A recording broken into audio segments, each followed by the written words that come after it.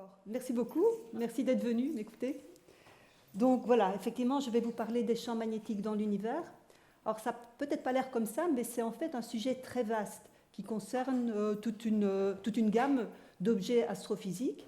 Donc ça va des planètes aux étoiles, aux galaxies et même au-delà des galaxies. Alors je précise d'emblée, moi je ne suis pas une spécialiste de tous ces objets-là. Moi, ma spécialité, ce sont les champs magnétiques dans les galaxies. Alors, c'est assez pointu, mais bon, je vais quand même essayer de vous donner un panorama général. Alors, quand les gens me demandent sur quoi je travaille, donc j'explique les champs magnétiques dans les galaxies, ils disent « Ah, intéressant, mais à quoi ça sert en fait ?» Alors, à quoi ça sert? Eh bien, je pense que les champs magnétiques, maintenant, on en est convaincu, ils ont un effet très important sur leur environnement. Donc, par exemple, dans les galaxies, les champs magnétiques, ce sont eux qui contrôlent la formation des étoiles.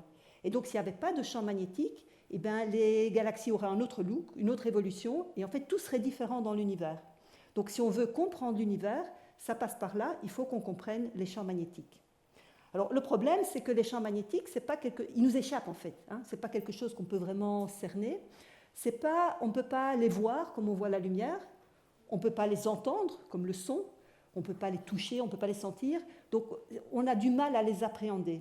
Et en fait, la façon de les détecter, de les mesurer, c'est à travers l'effet qu'ils ont sur des particules chargées électriquement, donc typiquement des électrons.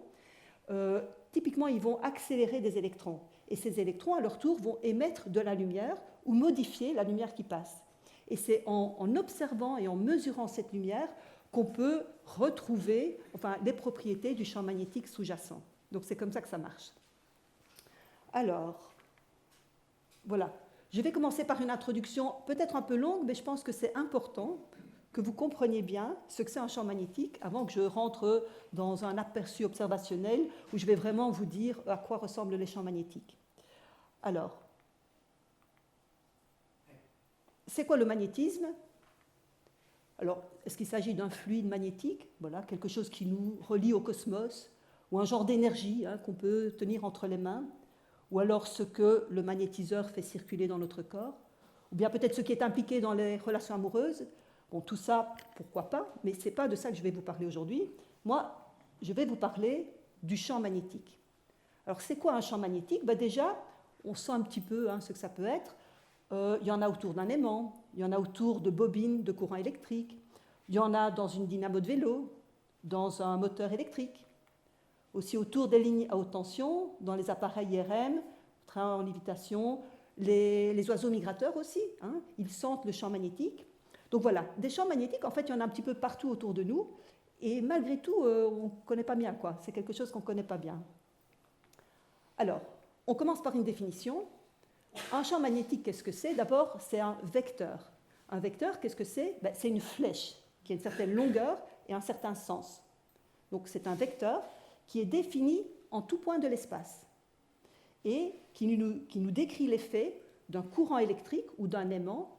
En fait, un aimant, c'est un peu comme un courant électrique. Un aimant, ce n'est jamais qu'une collection de petits courants électriques microscopiques qui se mettent tous dans le même sens. Et donc, collectivement, ils ont le même effet qu'un grand courant macroscopique. Et donc, un champ magnétique qui décrit l'effet d'un courant électrique ou d'un aimant, c'est pareil, sur une charge électrique en mouvement ou sur un autre aimant. Alors, pour bien comprendre, on va peut-être partir de choses que vous comprenez ou vous appréhendez peut-être un peu mieux. On va parler d'un champ gravitationnel. C'est quoi un champ gravitationnel? Eh bien, quand vous avez un corps massif, donc un corps qui a une certaine masse, il génère un champ gravitationnel.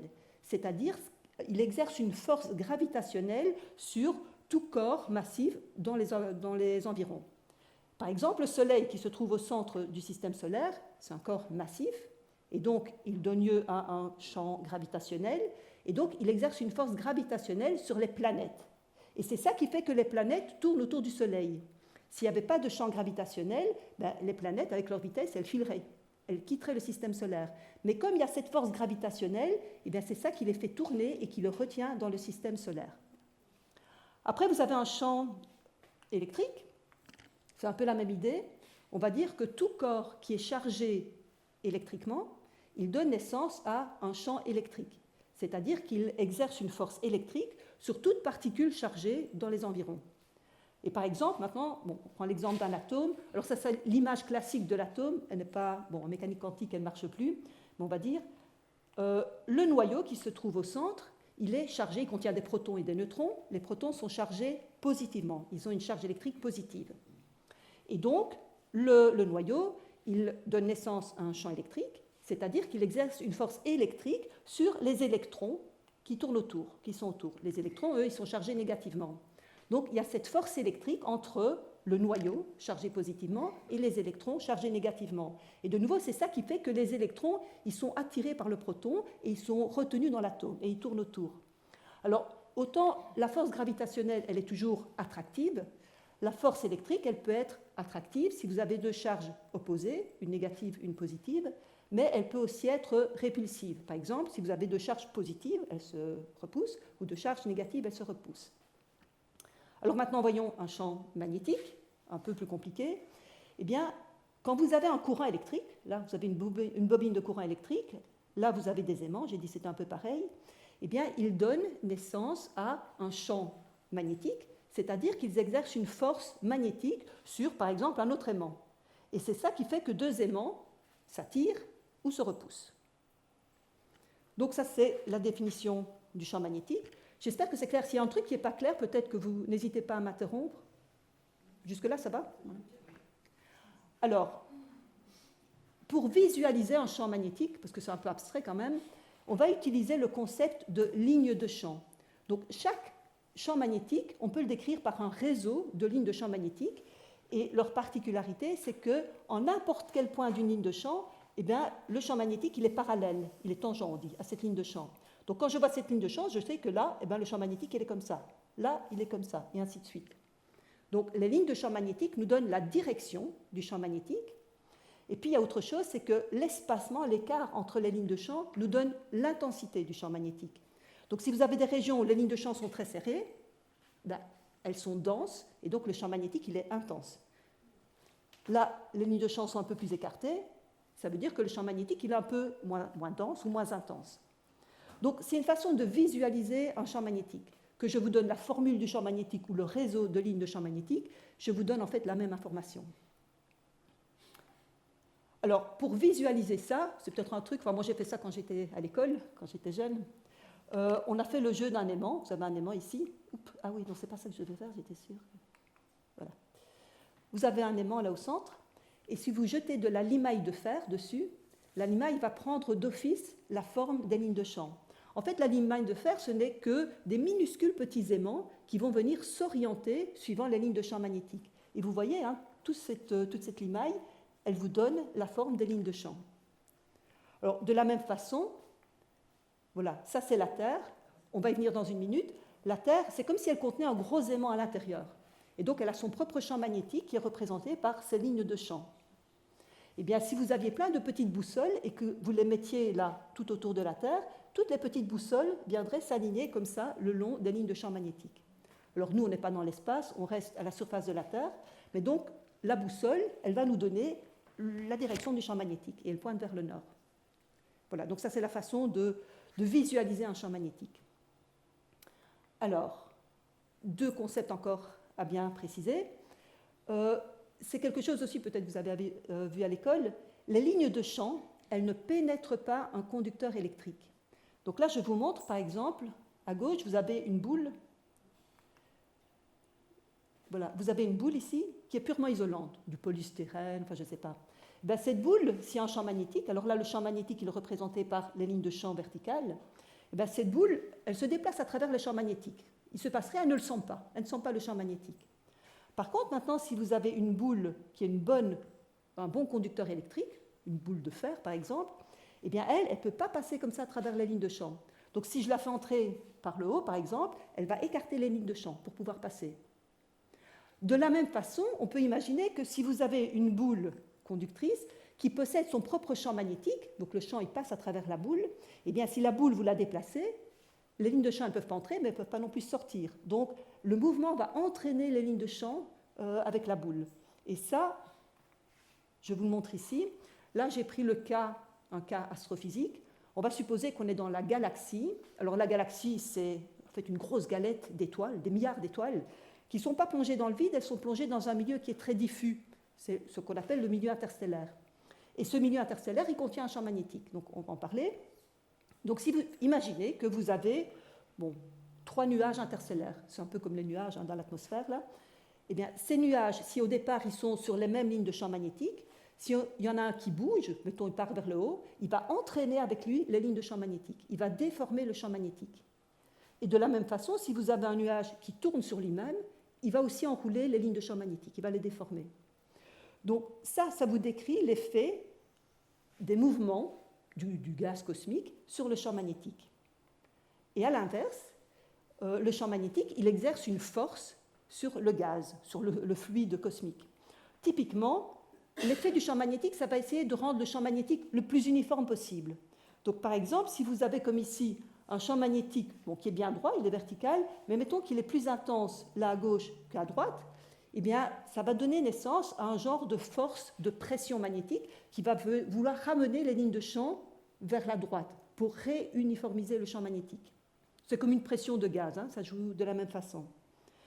Et ici, si vous avez un champ magnétique qui, au lieu d'être droit, est courbe, eh bien, vous allez avoir une force de tension qui va venir vers le bas, qui va de nouveau avoir tendance à retrouver des lignes de champ droites. C'est un peu comme si vous aviez des élastiques. Vous avez des élastiques un peu sous tension, vous les déformez, dès que vous lâchez, ils reviennent.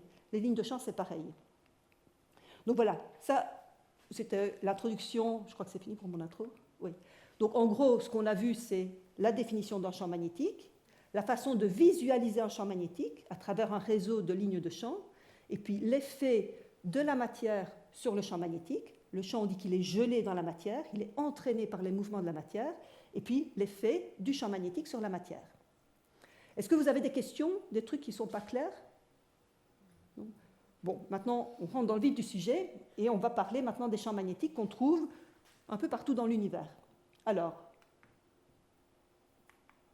les planètes, on commence par les planètes.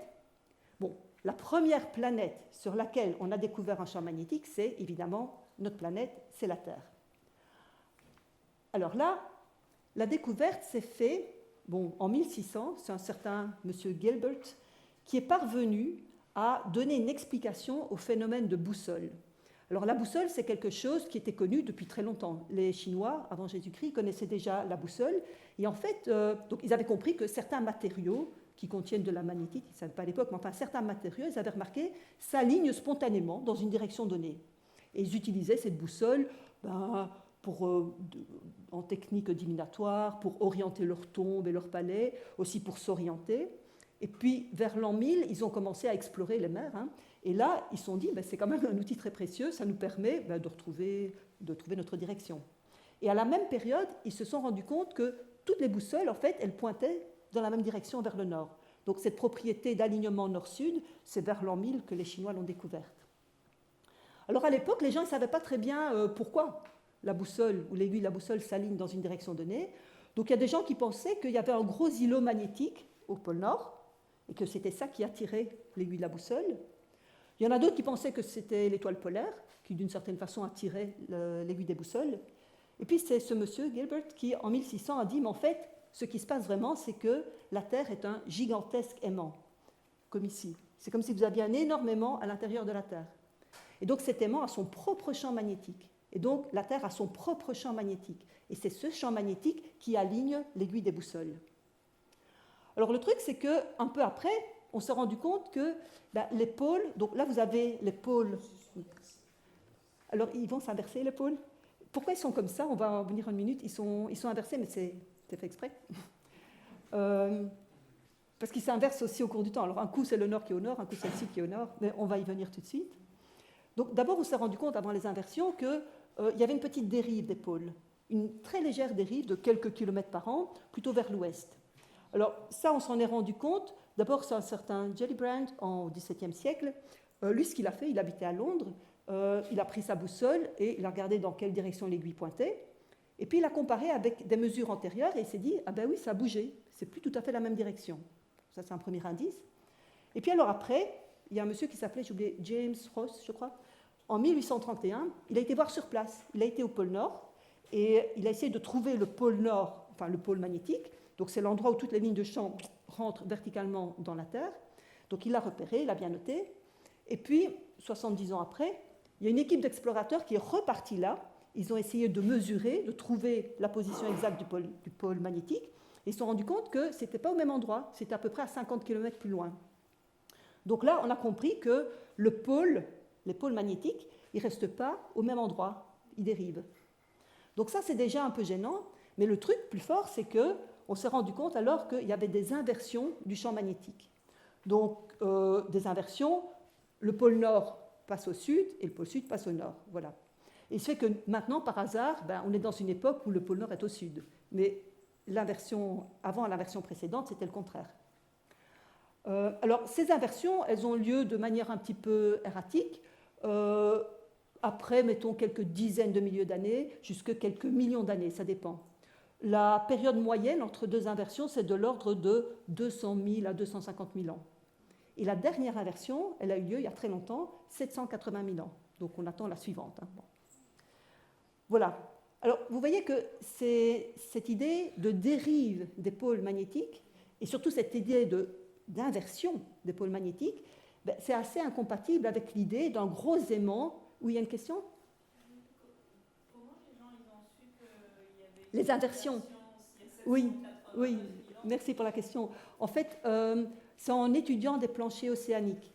Donc l'idée, c'est que dans l'océan ou dans la mer, il y a des petites particules en suspension qui sont un petit peu aimantées, elles ont un peu de magnétite, et alors tout doucement, elles descendent vers le fond, et quand elles arrivent au fond, elles se déposent. Et elles vont s'orienter dans la direction du champ magnétique à l'époque où elles se déposent. Voilà. Et alors après, donc il y a plusieurs couches qui correspondent chaque fois à des périodes différentes. Et donc maintenant, quand on prend une grosse carotte, là, on prend une grosse colonne dans les fonds marins ou océaniques, eh bien, on se rend compte que le champ magnétique, il n'est pas, enfin, ces petites particules, elles ne sont pas orientées de la même façon. Donc ça veut dire que le champ magnétique, il a bougé au cours du temps. Donc ce qu'on fait, c'est on mesure la direction d'aimantation de ces petites particules. On dit, ah ça c'était l'orientation du champ magnétique à l'époque où elles se sont déposées. Et puis on essaye de dater les différentes couches. Et ça nous donne l'histoire du champ magnétique au cours du temps. Alors on peut faire ça, ça donne une histoire vraiment à grande échelle, c'est pas très précis. Mais par contre, on peut faire un peu le même jeu dans des coulées volcaniques, et là on a quelque chose qui est beaucoup plus précis, mais par contre c'est beaucoup plus localisé. C'est-à-dire que ça se passe au moment et à l'endroit où le volcan a lieu, est en éruption. Donc c'est comme ça qu'on a pu reconstruire l'histoire du champ magnétique. Et donc, voilà, là on s'est dit, c'est pas possible qu'il y ait un gros aimant à l'intérieur de la Terre. Et maintenant, on a compris en fait ce qui se passe. Et là, vous avez un écorché qui vous montre qu'au centre, là, vous avez un cœur solide. Et juste au-dessus, vous avez de la matière liquide. Alors quand je dis liquide, ce n'est pas comme de l'eau, c'est plutôt comme du miel, c'est très visqueux. Mais en tout cas, ça peut bouger. Et puis après, donc c'est le noyau externe qui est liquide, qui se trouve entre le noyau interne et puis le manteau, qui est solide aussi. Et comme c'est liquide, ça peut bouger. C'est un fluide, ça peut bouger. Et c'est le siège de courants électriques. Et ce sont ces courants électriques qui sont la source du champ magnétique de la Terre. Donc ce n'est pas un gros aimant qui ne bouge pas, c'est ce fluide qui bouge sans arrêt, qui crée des courants électriques qui sont la source du champ magnétique. Ces courants électriques qui sont créés par le frottement de oui. particules. Alors ce qui se passe, c'est que la Terre, il y a une source de chaleur au fond, elle se refroidit petit à petit, donc il y a de la chaleur qui s'échappe du cœur et qui provoque un genre de convection. C'est comme la casserole, là, quand vous faites bouillir de l'eau, on chauffe par le bas, et puis on voit qu'il y a un peu de convection, ça tourne. Là, c'est la même façon. Donc il y a ces mouvements qui tournent, et c'est ça qui crée les courants. Du coup, le nord n'est jamais au même endroit, du coup. Alors, avec les inversions. Donc, ouais, en général, vu que ça bouge. Oui, alors ça bouge un peu, c'est quand même assez proche. Ça va toujours se restabiliser pas loin de l'axe de rotation. Donc, pour le moment, il y a à peu près 9 degrés d'écart entre entre l'axe de rotation et l'axe du champ magnétique. Bon, ça reste toujours à peu près par là. Sauf dans certaines planètes, on va le voir tout de suite d'ailleurs. Voilà. L'inversion ne se fait pas brutalement. Non. Progressivement, le nord il se déplace, Oui. il passe à l'ouest. En fait, ce qui se passe, ça ne flippe pas comme ça. C'est pas ça qui se passe. Ce qui se passe, c'est que, d'abord, le champ magnétique de la Terre, il a une composante dipolaire, on va dire c'est celle-là, celle qui part d'un pôle, qui fait le tour, qui rentre par le pôle extérieur. Mais il y a aussi des composantes multipolaires, on va dire, qui sont un peu plus compliquées. Un truc qui fait ça, un truc qui fait ça, voilà.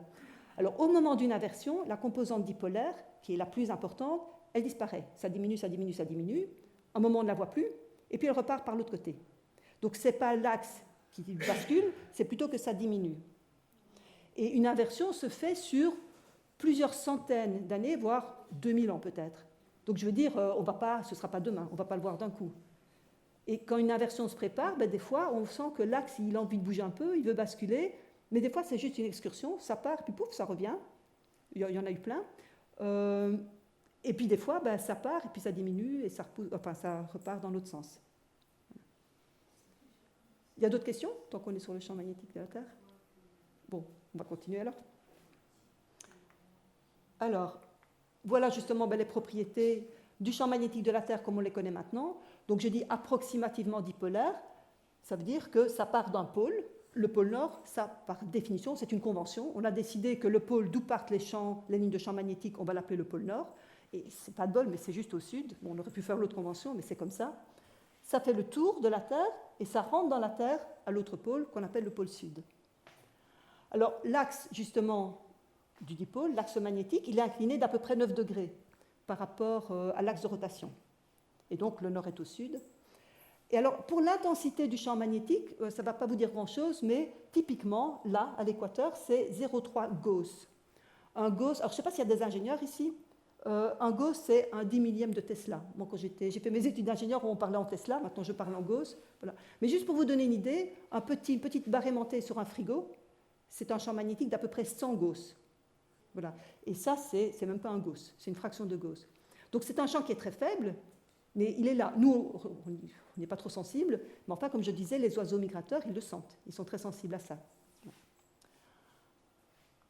Alors, j'ai dit que le champ magnétique de la Terre était à peu près dipolaire. Ça, c'est vrai tout près de la surface de la Terre. On va dire à l'intérieur de jusque 10 rayons terrestres. Après, vous voyez que ce champ, il est très déformé. Et il est déformé par le vent solaire. Alors qu'est-ce que c'est? Le vent solaire, c'est un vent de particules très énergétiques qui est émis par le Soleil. Alors, dans cette figure-ci, vous avez la Terre ici, le Soleil est là, c'est à peu près à l'échelle, mais par contre, le Soleil devrait être beaucoup, beaucoup plus loin par là. En fait, la distance entre la Terre et le Soleil, c'est à peu près 100 fois son Soleil. Voilà. Donc c'est beaucoup plus loin, ça devrait être presque dans la mer, quoi. Bon, ici, on l'a rapproché pour mettre sur la même figure. Alors, ce que vous voyez, c'est que donc, le Soleil, il émet un vent qui vient souffler à travers tout le milieu interplanétaire et qui vient toucher le champ magnétique, il vient atteindre le champ magnétique de la Terre. Et là, il ne peut pas passer, parce que, comme je l'ai dit, donc, le vent solaire, il contient des particules très chargées qui sont très énergétiques, elles sont chargées électriquement, donc elles ne peuvent pas pénétrer un champ magnétique. Et donc, le vent solaire, il s'arrête là. Il s'arrête quand il rencontre le champ magnétique de la Terre. Il va le comprimer, et c'est pour ça que c'est comprimé du côté Soleil, donc du côté jour, et de l'autre côté, les lignes de champ vont être bien étirées, un peu comme une comète, ça fait penser à une comète. Et là, cette partie-là, où les lignes de champ sont bien étirées, on appelle ça la queue magnétosphérique. Donc d'abord, j'aurais dû dire, toute cette région de l'espace qui contient le champ magnétique de la Terre, ça s'appelle la magnétosphère. La magnétosphère. Et cette non-queue, on l'appelle la queue magnétosphérique. Alors, cette magnétosphère, elle joue un rôle très important pour l'humain parce qu'elle nous protège des particules dangereuses du vent solaire. Ces particules-là, elles sont freinées, elles sont arrêtées, elles sont stoppées à la magnétosphère. Et donc, cette magnétosphère, si vous voulez, elle joue le rôle de bouclier magnétique. Ça nous protège des mauvaises radiations et des mauvaises particules du Soleil. Et donc, au moment d'une inversion, les espèces vivantes sont plus menacées. Ça passe quand même, parce qu'il y a eu des inversions et la vie est toujours là, mais c'est un risque pour les espèces vivantes. Alors, de temps en temps, quand même, il y a des particules très énergétiques qui arrivent à pénétrer dans la magnétosphère. Et voilà comment ça se fait. Le Soleil, lui, il émet ce vent solaire, mais ce n'est pas du tout régulier. Il y a des bouffées, on dit des éruptions, où il y a un gros paquet de particules qui part dans le vent solaire. Alors, ce gros paquet de particules, il nous arrive peut-être 2 jours plus tard. Et donc, c'est stoppé là, au niveau de la magnétosphère, du bouclier magnétique. Ça va contourner la magnétosphère, ça va aller bien, bien loin à l'arrière. Et il y en a qui vont revenir et puis précipiter là, dans la haute atmosphère de la Terre. Et là, ces particules très énergétiques du vent solaire, elles vont venir percuter des atomes et on dit les exciter. C'est-à-dire qu'elles vont donner de l'énergie à leur électron qui va monter d'un niveau d'énergie donc. Puis à un moment, quand il va redescendre à son niveau de base, il va émettre un photon, une petite particule de lumière, qui a une couleur bien précise. En fait, ils émettent tous à peu près à certaines couleurs bien précises. Et ça donne lieu au phénomène que vous connaissez d'aurore polaire. Les aurores boréales, c'est au nord, et australes au sud. Donc, je ne sais pas si vous en avez déjà vu, mais ça suit typiquement une grosse éruption du Soleil. Alors, on continue. Oui, je reviendrai après. Pourquoi depuis récemment, on observe beaucoup plus d'aurores boréales dans des zones qui ne sont pas les pôles? Oui, alors, ben, c'est arrivé il n'y a pas très longtemps, il y a quelques mois, je ne sais plus, voilà. Donc, ça suit une éruption très forte, une éruption solaire qui est très importante et qui fait que ces particules qui précipitent, elles ne vont pas juste dans les cornets polaires, elles arrivent à aller plus bas. Ça suit juste une éruption très forte. Je ne sais pas s'il y en a statistiquement beaucoup plus maintenant. Il y a toujours eu des moments où il y a eu des aurores polaires, boréales, qui sont descendues plus bas. Ça a toujours existé. Il se fait que dernièrement, on en a vu. Ouais. Alors, les autres planètes, déjà, qu'est-ce que vous pensez? Est-ce que les autres planètes ont des champs magnétiques? La réponse, c'est sans doute oui. Hein. Alors voilà, il y en a deux qui n'ont pas de champ magnétique. Une, c'est Mars et l'autre, c'est Vénus. Alors Vénus, c'est simple, Vénus n'a pas de champ magnétique du tout, enfin pas de champ magnétique intrinsèque, et Mars n'en a plus, mais en a sans doute eu dans le passé, et ça on le sait parce que quand on regarde à la surface de Mars, on voit qu'il y a des traces de magnétisme rémanent. Donc il y a des roches qui sont magnétisées, et ça se passe plutôt par strates, c'est-à-dire quand on regarde dans l'hémisphère sud, on voit des strates où, mettons, toutes les roches sont magnétisées dans un sens, puis en dessous, toutes dans l'autre sens. Voilà. Il y a une certaine organisation. Et puis au nord, on ne voit pas grand-chose. Et donc, ça donne l'impression que, dans le passé, il y avait un champ magnétique global, mais que quelque part, il a diffusé, il s'est échappé. C'est une petite planète, hein, elle a perdu facilement son champ magnétique. Par contre, les autres planètes, les voilà, elles ont, donc les 6 qui restent, elles ont un champ magnétique. Alors, ce champ magnétique, c'est très variable. Vous voyez, ici, là, il y a le nom de la planète, et puis après, il y a un écorché, vous voyez à peu près ce qui se passe à l'intérieur. Là, vous avez chaque fois une représentation de l'axe de rotation, c'est là où il y a la petite flèche, et puis l'axe magnétique qui suit l'aimant.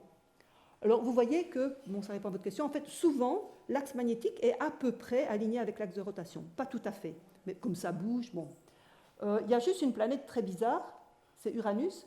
Alors déjà, son axe de rotation, il est carrément là. C'est une planète qui tourne sur son ventre. En fait, son axe de rotation est presque dans le plan de son orbite autour du Soleil. Tout à fait particulier. Il y a peut-être une collision ou quoi qui explique ça, on ne sait pas trop.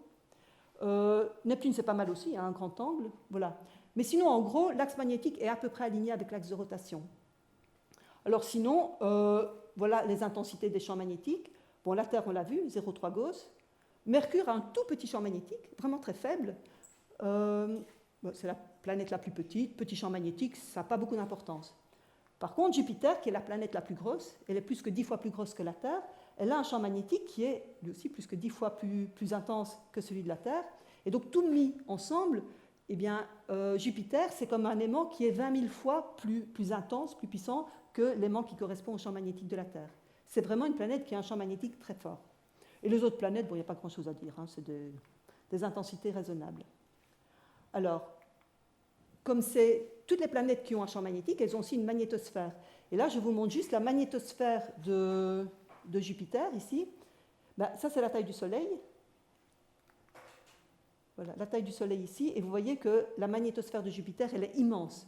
En fait, elle est immense, elle fait à peu près 6 unités astronomiques. Une unité astronomique, c'est la distance entre la Terre et le Soleil, c'est déjà pas mal, elle fait 6 fois ça. Donc c'est tellement grand qu'elle va jusqu'à l'orbite de Saturne. Et de temps en temps, Saturne passe dans la magnétosphère de Jupiter. Donc c'est vraiment un gros truc.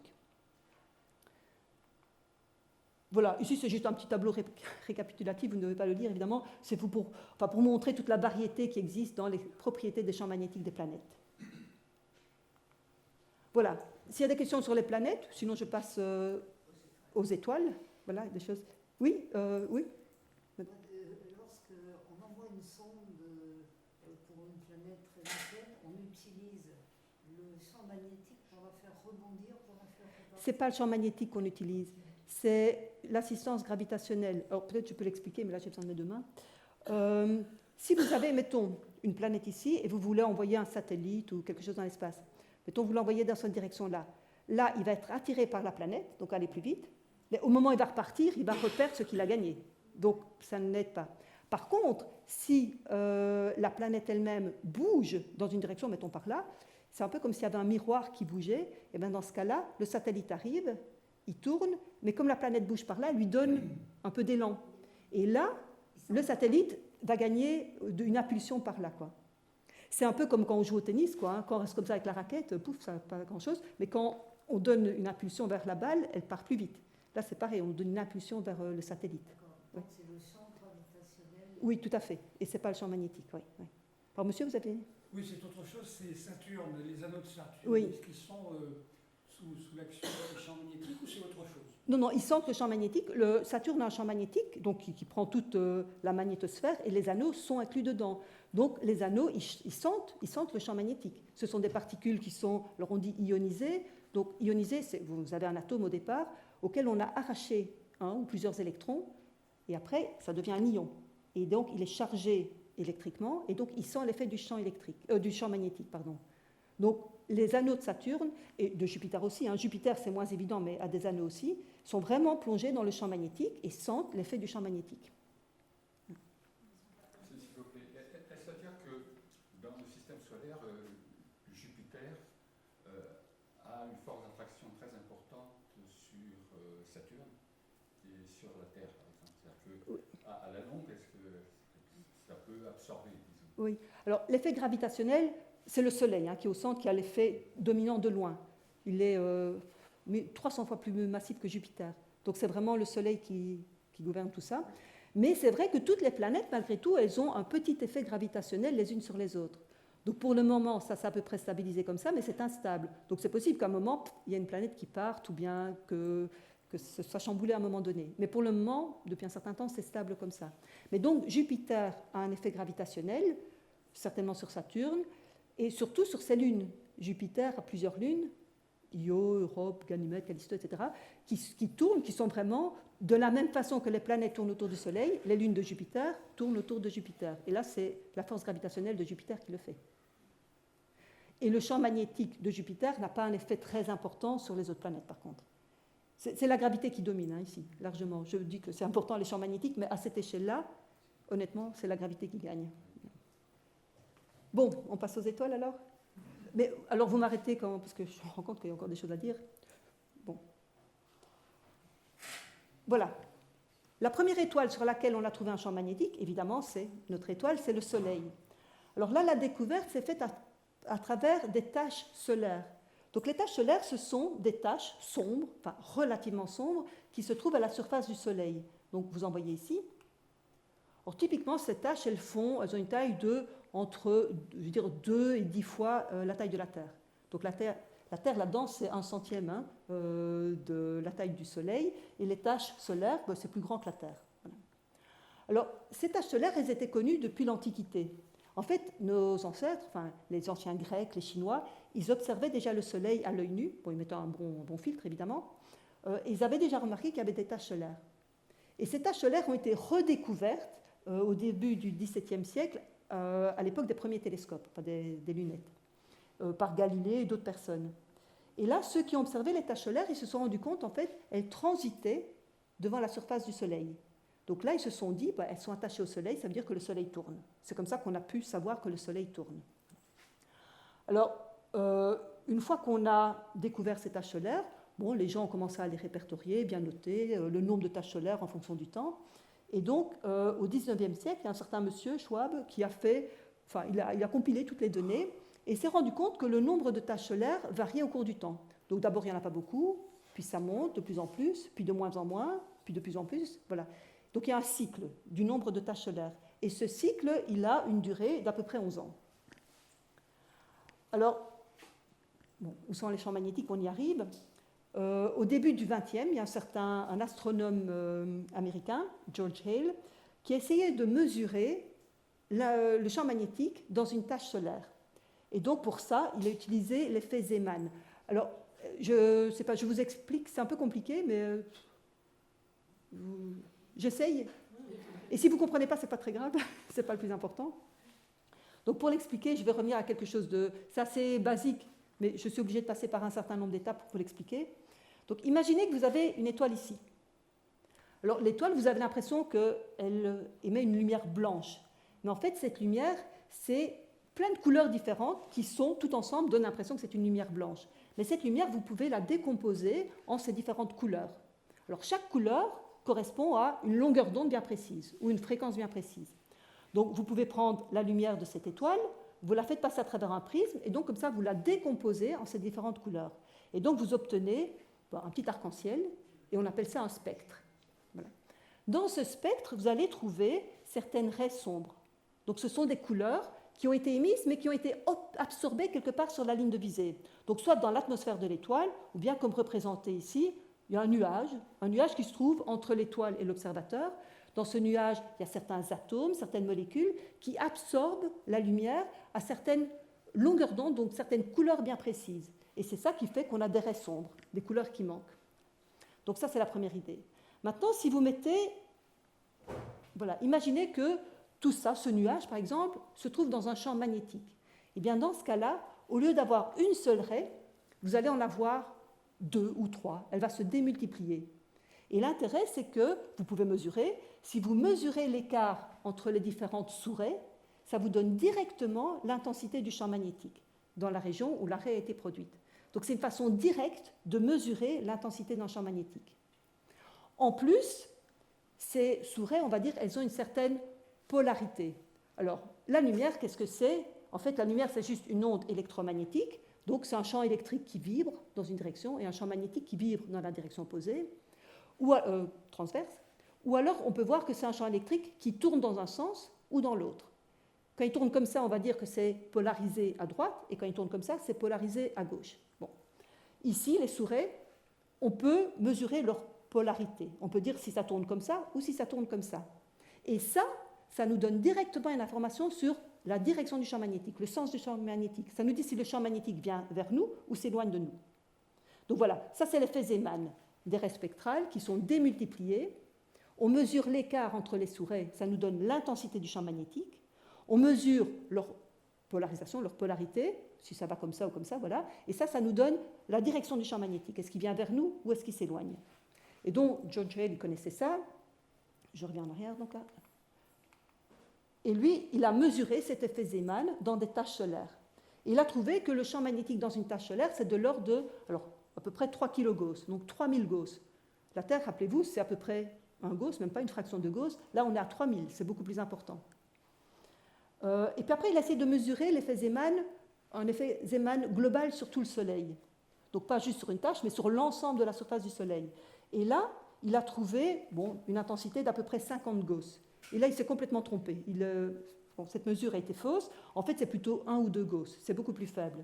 Mais par contre, il a trouvé un truc qui est intéressant, c'est que le champ magnétique, il n'a pas la même polarité au sud et au nord. C'est-à-dire que si au sud, il vient vers vous, au nord, il rentre vers le Soleil. Et ça fait penser au champ magnétique d'un aimant. Donc on pense que le Soleil, il a un champ magnétique qui ressemble à celui d'un aimant. Enfin, on en était là, quoi. Donc voilà, en gros, pour les taches solaires, maintenant, on maîtrise bien. On sait effectivement, elles ont des champs magnétiques de quelques milliers de Gauss. Alors souvent, ces taches solaires, elles viennent par paires. Donc il y a une tache là, et on pense que ce qui se passe, c'est qu'à l'intérieur du Soleil, il y a ce qu'on appelle un tube de flux, donc c'est un tube de lignes de champs magnétiques qui émerge localement et puis qui re-rentre dans le Soleil. Et là où ça émerge et là où ça re-rentre, ça fait une tache solaire. Et on voit aussi que la polarité est différente. Vraiment, si dans la première tache ça sort, on peut mesurer que dans l'autre tache ça rentre. C'est ça qui donne l'impression que c'est un tube de lignes de champs magnétiques qui sort et qui re-rentre. Et on voit aussi que toutes les polarités sont opposées entre le nord et le sud. Si on a ça au sud, on a le contraire au nord, systématiquement. Et tout ça, ça s'inverse tous les 11 ans, comme le champ global. Alors, pour le champ global, maintenant, voilà, on pense que l'intensité moyenne sur chaque hémisphère, c'est de l'ordre de 1 ou 2 Gauss. Par contre, c'est un champ qui est très, très turbulent, très fluctuant. À tout endroit, même en dehors des taches solaires, c'est typiquement 200 Gauss. Donc vous voyez, partout, ça rentre, ça sort, ça rentre, ça sort, ça sort. En moyenne, il ne reste presque plus rien, à peu près un Gauss, mais à un endroit donné, c'est toujours un champ magnétique assez intense. Et ça, c'est la forme du champ magnétique. On le voit dans ces deux figures. Pour voir ce champ magnétique, pour le voir directement, on attend par exemple une éclipse du Soleil. Ça, c'est quand la Lune passe exactement devant le disque du Soleil, et donc elle va cacher le disque du Soleil. Ça va nous permettre de voir tout ce qu'il y a autour, donc la couronne du Soleil. Ça va nous permettre de le voir sans se faire aveugler. Et là, vous voyez, c'est un peu comme l'histoire de la limaille de fer. Vous voyez des formes, et ces formes, en fait, ça nous donne la forme des lignes de champ magnétique. Alors là, il y a le petit croquis qui le représente. Et en fait, c'est vrai, ça ressemble un peu à un champ dipolaire, comme ça, sauf que c'est étiré. Et c'est étiré par le vent solaire. C'est étiré comme ça. Et puis après, au pôle, c'est des lignes de champ tellement étirées qu'elles se sont ouvertes. Donc ça, c'est ce qu'on voit en période de minimum solaire, c'est-à-dire quand l'activité du Soleil est faible et qu'il n'y a pas beaucoup de taches solaires. Et puis après, le nombre de taches augmente, et là, le champ magnétique, il devient de plus en plus fou, et là, ça sort, ça rentre tout le temps, ça devient multipolaire, beaucoup plus complexe. Et puis après, le nombre de taches rediminue, et on repart pour un autre cycle où tout est inversé. Et là, c'est le contraire pour la Terre, vous aviez posé la question, là, au moment d'une inversion, le champ dipolaire diminue, le champ total devient beaucoup plus faible, le Soleil, c'est le contraire, il devient de plus en plus turbulent, de plus en plus fou, et puis ça repart dans l'autre sens. Alors, le Soleil, comme il a un champ magnétique, il a aussi une magnétosphère, et on appelle ça l'héliosphère. Hélios, Soleil, la sphère du champ magnétique du Soleil. Alors, ici, vous voyez par exemple, le Soleil. Moi, je ne vais pas m'habituer à ce truc-là. Voilà, le Soleil au centre, vous avez les orbites des planètes, donc vous voyez, et bien loin, voilà, tout ce qui est en bleu, c'est l'héliosphère. Alors, il y a un truc qui est intéressant quand même, c'est que, je ne sais pas si vous avez un peu suivi l'actualité spatiale, mais il y a longtemps, à la fin des années 70, la NASA a envoyé 2 sondes dans l'espace, les sondes voyageurs, dont l'objet était d'aller mesurer, aller sur les planètes extérieures, les planètes géantes, et puis de mesurer leur environnement. Et par chance, on a envoyé ces 2 sondes dans cette direction-ci, donc là où elles sortent le plus vite de l'héliosphère. Si on les avait envoyées dans l'autre direction, elles y seraient toujours, et voilà. Et ce qui est bien, c'est que maintenant, ces sondes, elles sont sorties de l'héliosphère et elles sont rentrées dans la galaxie elle-même, dans le milieu interstellaire. Donc, une est sortie en 2012, Voyageur 1, et l'autre Voyageur 2, je crois que c'est en 2018, il me semble. Et donc, on a 2 objets faits par l'homme qui se trouvent maintenant dans la galaxie et qui prennent des mesures, qui mesurent la densité, le champ magnétique encore, les particules énergétiques, et tout ça qui ramène cette information vers la Terre. Alors, ça met à peu près un jour pour communiquer, un jour aller, un jour retour, mais on arrive à communiquer. Donc maintenant, on a plein d'informations qui viennent en direct de la galaxie. Voilà. Alors, les autres étoiles, je vais passer. J'aimerais bien dire un petit mot sur les galaxies. La seule chose que vous pouvez retenir, c'est qu'on peut aussi mesurer les champs magnétiques dans les autres étoiles. C'est une technique qui est compliquée. On y arrive, et ce qu'on trouve, c'est qu'il y a toutes sortes de champs magnétiques dans les étoiles. Celles qui ressemblent au Soleil, elles ont aussi des champs un peu compliqués des fois, ça varie dans le temps, elles ont des cycles. Celles qui sont beaucoup plus grosses, elles ont des champs magnétiques assez simples, qui ont l'air d'être stables dans le temps. Celles qui sont beaucoup plus petites, elles ont aussi des champs magnétiques relativement simples, mais ça varie dans le temps. Donc il y a toutes sortes. Alors maintenant, oui, bon, ça j'ai passé. Voilà. J'aimerais bien dire un petit truc sur les galaxies. Les galaxies, parce que j'aimerais bien en parler parce que c'est mon truc. Donc une galaxie, qu'est-ce que c'est ? On peut peut-être montrer cette image. Ça, c'est une reproduction de la galaxie, de notre galaxie. C'est évidemment pas une photo. Il n'y a jamais personne qui est sorti de la galaxie pour prendre une photo. Donc c'est juste une reconstruction. Donc là, vous avez un bulbe au centre. Là, vous avez... Au départ, c'est comme une galette. On la voit un peu penchée. C'est comme une gigantesque galette d'étoiles qui est un peu penchée, donc. Vous avez des bras spiraux qui se déroulent à partir de l'extrémité de la barre, et là, vous avez le Soleil. Le Soleil, il se trouve à peu près à mi-chemin entre le centre et puis la périphérie. Alors, comment est-ce qu'on a su que notre Voie lactée, notre galaxie, avait un champ magnétique ? Il y a plusieurs façons, je les liste ici, mais celle dont je vais vous parler, parce que c'est peut-être la plus simple à comprendre, et historiquement, c'est la première aussi. On s'est rendu compte que la lumière des étoiles proches était polarisée, c'est-à-dire que donc, de nouveau, la lumière, c'est un champ électrique qui vibre comme ça ou comme ça. On s'est rendu compte que toutes les étoiles qui étaient dans une direction donnée dans le ciel, elles vibraient toutes, mettons, plutôt comme ça que comme ça. On s'est dit, ce n'est pas lié aux étoiles, parce que sinon ce serait aléatoire, c'est forcément quelque chose qui se passe entre les étoiles et nous. Et on pense que c'est lié à un champ magnétique. Alors je vais essayer de vous expliquer comment ça marche. Voilà. Alors pour ça, j'ai pris un balai que j'ai été trouvé aux toilettes à côté. Voilà. On va dire que le manche, c'est un champ magnétique. C'est une ligne de champ magnétique. Et imaginez que vous avez plein de lignes de champ magnétique comme ça. Et ça, qu'est-ce que c'est? Eh bien, c'est un grain de poussière. Bon, il est grossi, c'est un grain de poussière. Donc dans le milieu interstellaire, vous avez surtout du gaz, donc des atomes, quelques molécules, mais vous avez aussi des grains de poussière. Peut-être que 1% de la matière se trouve sous forme de grains de poussière. Et ces grains, ils sont plutôt, enfin, ils sont un peu difformes, hein, mais ils sont allongés. Ils sont allongés, ils subissent des collisions qui fait qu'ils tournent très vite sur eux-mêmes, comme ça. Et quand il y a un champ magnétique, ils viennent s'aligner sur le champ magnétique. Donc ça fait exactement ça, un champ magnétique vertical, et vous avez plein de grains de poussière qui tournent comme ça. Alors imaginez partout des grains de poussière qui tournent comme ça fait un genre de filtre. Ça va filtrer la lumière. Ça va la filtrer, ça va bloquer la composante de la lumière qui est comme ça. Celle qui vibre comme ça, elle va passer difficilement. Et c'est celle qui est polarisée comme ça, qui vibre comme ça, celle-là, elle passe plus facilement. Donc c'est ce qui est représenté là. Et donc quand vous observez les étoiles dans une direction du ciel, et vous observez leur polarité, leur polarisation, et vous voyez, tiens, si on va le faire, c'est plutôt comme ça, ben vous dites, ben, j'ai compris, c'est parce que le champ magnétique, il est comme ça. Donc c'est comme ça, c'est de cette façon-là, déjà qu'on a mis en évidence la présence d'un champ magnétique dans le milieu interstellaire et qu'on a pu mesurer sa direction. Alors, je vous donne... Voilà, ça c'est une carte de tout le ciel qui montre la galaxie au centre. Alors c'est une carte de tout le ciel, ça veut dire que le ciel, en fait, c'est la voûte céleste, c'est la sphère céleste, c'est une sphère. Et ce qu'on a fait, on l'a déplié au mieux qu'on pouvait, on a fait un rectangle. C'est comme quand vous avez une carte de la Terre, ben, c'est aussi une sphère, on la déplie, ben, on la met à plat, c'est pas tout à fait correct, hein, il faut pousser un petit peu. Ici, c'est pareil, on prend la voûte céleste, on la déplie, et donc là, vous avez une carte de tout le ciel. Il faut bien comprendre que ça se relie avec ça. Ah oui. Alors là, au centre, vous avez la trace du disque de notre galaxie, et puis au-dessus, vous avez, enfin, vers le haut et vers le bas.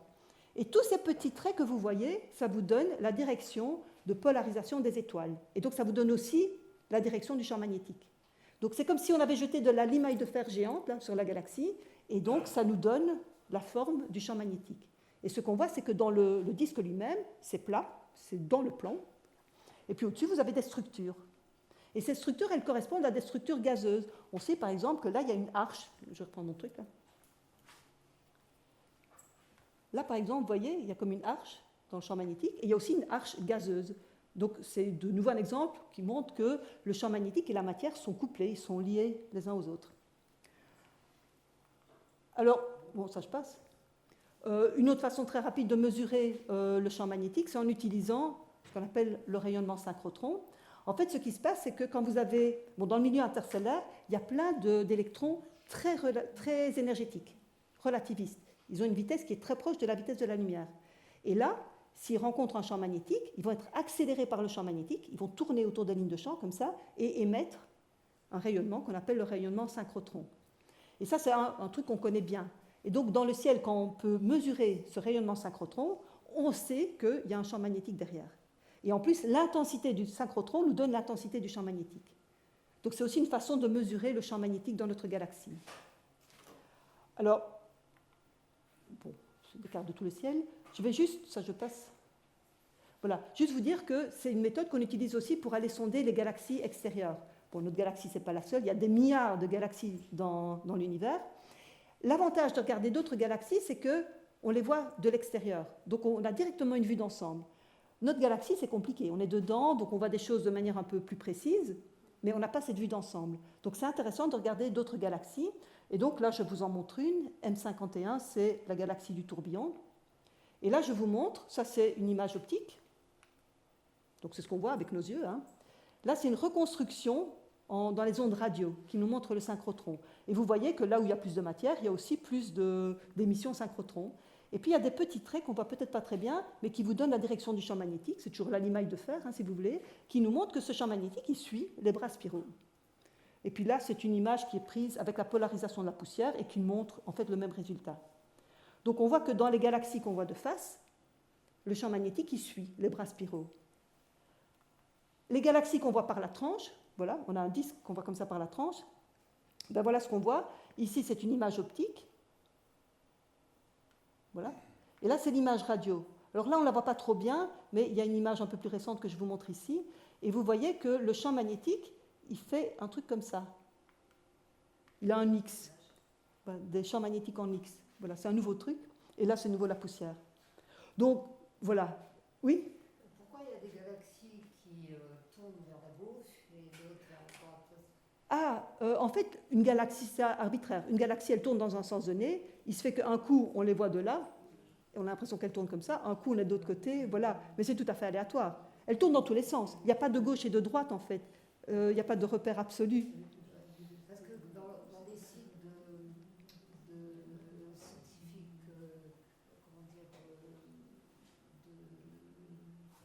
De vulgarisation scientifique. profanes, Oui, oui. on nous demande sur des photos de dire si ça tourne à gauche, Ah oui. s'il y a 2 bras, 3 bras, Oui, oui, oui. si elles ont un noyau ou pas un noyau. Oui. Ben, si on va... Voilà, c'est là, on sent qu'elle tourne comme ça. Hein? Donc en voyant la forme des bras spiraux, on peut dire dans quel sens elle tourne. Mais enfin, statistiquement, ça peut être dans un sens ou dans l'autre. Ça dépend de notre point de vue. Quel est l'intérêt de demander, justement, dans la science participative, de dire si elle tourne dans un sens ou dans un Ben, autre?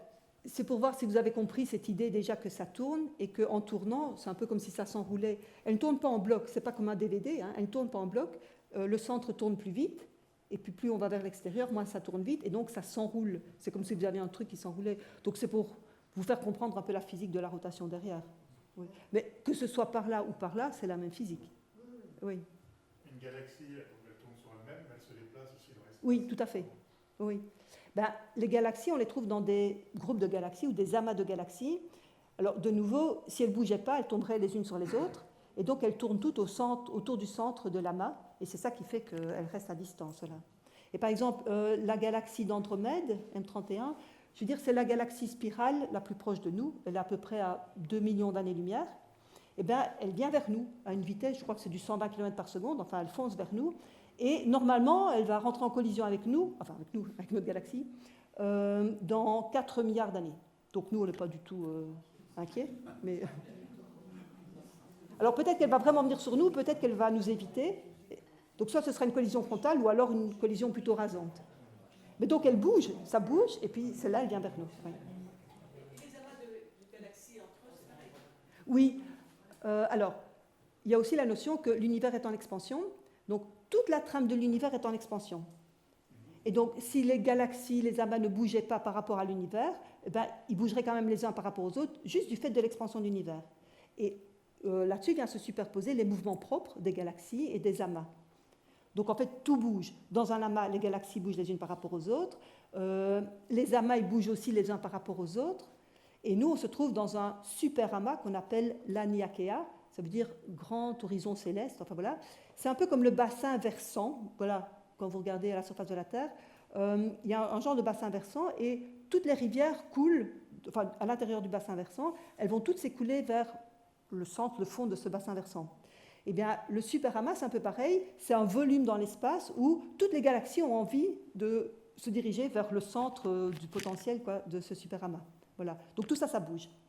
Alors ça, ouais, voilà. Oui, il y a d'autres questions? Du coup, c'est pratiquement fini. Hein. Ça n'a pas grand-chose à voir avec le champ magnétique, mais je me suis toujours posé la question de qu'est-ce qui fait qu'une galaxie, elle est plutôt sur une plate Oui, oui. par rapport à tout ce qu'on connaît d'autres, les planètes. Voilà. Alors, moi, j'avais une explication qui a été remise un peu en question aujourd'hui. Moi, mon explication jusqu'ici, c'était que vous avez des gros nuages cosmiques avant la formation des galaxies. Hein. Vous avez des énormes nuages. Et au début, quand l'univers est très jeune, comme il est en expansion, ben, quand on remonte dans le temps, tout était très proche, les choses étaient proches les unes des autres. Et donc, vous avez ces gros nuages ben, qui bougent dans tous les sens et qui rentrent des fois en collision les uns avec les autres. Et ça fait un peu comme des boules de billard. Quand il y a une collision, pouf, les deux partent en tournant. Donc, vous avez toutes ces boules qui tournent sur elles-mêmes et en tournant, elles s'aplatissent. Et là, l'exemple qu'on m'a déjà donné, c'est un jeune qui m'a dit ça, c'est comme monsieur qui fait la pizza, il a une boule, il fait tourner, ça s'aplatit. Donc les galaxies, elles font un peu pareil. Alors, une fois que le disque est formé, il y a naturellement une structure spirale qui se forme. Voilà. Mais en gros, c'est surtout la rotation qui le fait. Alors maintenant, j'ai appris tout à l'heure que quand il y a la matière qui continue à tomber sur la galaxie, ça entretient le disque. Voilà. Et par contre, au centre, des fois, il y a un noyau actif de galaxie, c'est-à-dire il y a un trou noir, hein, à peu près au centre de toutes les galaxies. Ça peut, au moment où le trou noir mange beaucoup, là, ça fait vraiment des phénomènes très énergétiques, et ça peut faire péter le disque, quoi. Et donc après, il faut le temps qu'il se reforme. Et l'expansion de l'univers, il s'étend vers quoi? Il prend sur quoi? Alors, il s'étend juste, c'est l'espace qui s'étend. C'est encore un volume après. Non, c'est ça. Alors, pour le comprendre, c'est très dur à comprendre, mais on va imaginer qu'on existe dans un univers à 2 dimensions. Donc, on connaît par exemple juste cette surface-là, quoi, ou la surface-là. On ne connaît que ça. Nous, ces dimensions-là, on ne les connaît pas. Donc là, c'est un univers qui est plat, il est infini, et puis c'est juste qu'il s'étire dans toutes les dimensions. Ça, c'est dur à comprendre. Alors, pour mieux comprendre, on va imaginer qu'on habite dans un univers à 2 dimensions, mais à la surface d'une sphère. D'accord? Donc là, l'intérieur, ça n'existe pas, l'extérieur, ça n'existe pas, c'est juste ça. On est obligé de prendre une 3e dimension pour arriver à déformer. Hein. Et bien là, simplement, l'univers est en expansion, il n'y a aucun point qui est privilégié par rapport à un autre, il n'y a pas de centre, tout le monde a la même position, quoi, pas favorable, et ce truc, il grossit de plus en plus. Et maintenant, on repasse à un univers en 3 dimensions, il faut essayer d'imaginer, il est peut-être déformé sur une 4e dimension, c'est dur à comprendre, mais c'est juste un truc qui gonfle, et qui va nulle part, en fait. C'est l'espace lui-même qui gonfle. C'est dur à comprendre. Hein, Non, parce qu'on se demande quelle matière il y a autour de l'univers. S'il gonfle, c'est dans un espace. Non, c'est l'espace lui-même qui gonfle. C'est l'espace lui-même qui gonfle. En dehors de l'espace-là, il n'y a rien. Mais est-ce que le fait de s'intéresser au champ magnétique, ça nous permet de comprendre mieux l'origine de la Terre, l'expansion, ça nous aide à quoi? Oui. Alors, au niveau de l'expansion de l'univers, le champ magnétique, on pense qu'il n'est pas forcément très important. Il ne joue pas un rôle très important de manière directe, mais il peut avoir eu un rôle sur les particules chargées, sur le fait qu'elles s'ionisent ou pas, hein, une particule neutre, voilà. Et ça peut avoir des effets sur tous les phénomènes de rayonnement. Mais c'est plus indirect. Donc, à l'échelle de l'expansion de l'univers, on pense que le champ magnétique n'a pas forcément un effet direct important. Par contre, sur la formation des galaxies, la formation des étoiles, j'en ai parlé au début, là, c'est vraiment critique. Ce qui se passe, c'est que, je peux dire en un mot, pour former une étoile, vous partez d'un nuage. Il va s'effondrer sur lui-même. Quand il s'effondre sur lui-même, il entraîne avec lui le champ magnétique. Et donc, au lieu d'avoir un champ magnétique bien distendu, là, vous allez comprimer le champ magnétique. Et là, il va rouspéter le champ magnétique. Si vous le comprimez, ça va augmenter sa pression, il va dire stop. Et il aura envie de dire stop, j'arrête cette compression du gaz pour former une étoile. Voilà. D'un autre côté, si vous avez un nuage qui tourne, eh bien, quand il se comprime, quand il se condense, là, il va tourner de plus en plus vite. Ça, c'est ce qu'on appelle la conservation du moment cinétique. C'est le coup de la patineuse. Hein. Vous avez déjà vu la patineuse qui est comme ça, elle tourne. Dès qu'elle fait ça, elle commence à tourner plus vite. Ben, quand une étoile se forme, c'est pareil. Vous avez une grosse boule, un gros nuage. Il tourne un petit peu, pas trop vite. Quand il s'effondre sur lui-même, il va tourner de plus en plus vite. Il y a un moment, c'est embêtant parce qu'il va tourner tellement vite qu'il va atteindre la vitesse de la lumière. Et là, c'est pas possible. Il va même avant ça, il va atteindre ce qu'on appelle la barrière centrifuge, c'est-à-dire que ça tourne tellement vite que la force centrifuge va dépasser la force gravitationnelle. Donc la force vers l'extérieur va dépasser la force vers l'intérieur, et là, ça s'arrête. Mais quand on met du champ magnétique, comme le champ magnétique qui s'enroule quand ça tourne, lui aussi va rouspéter. Il dit, oulala, assez enroulé, et il va freiner. Il va freiner, et donc ça permet de continuer à s'effondrer. S'il n'y avait pas ça, ça ne marcherait pas du tout pareil, la formation des étoiles. Et si les étoiles ne se formaient pas pareil, tout serait différent. Tout serait différent. Donc c'est un truc subtil, mais voilà. Mais, il y a 50 ans, on disait, c'est un truc qui doit exister, mais sûrement pas trop important. Et maintenant, tout le monde est d'accord que c'est vraiment important. Le truc, c'est que c'est difficile parce que c'est une complication en plus dans tous nos calculs, quoi. Alors, je finis peut-être juste le zoom rapide. Voilà, au-delà des galaxies, c'est juste pour vous dire que ça, c'est la toile cosmique. On pense que l'univers, il ressemble à ça.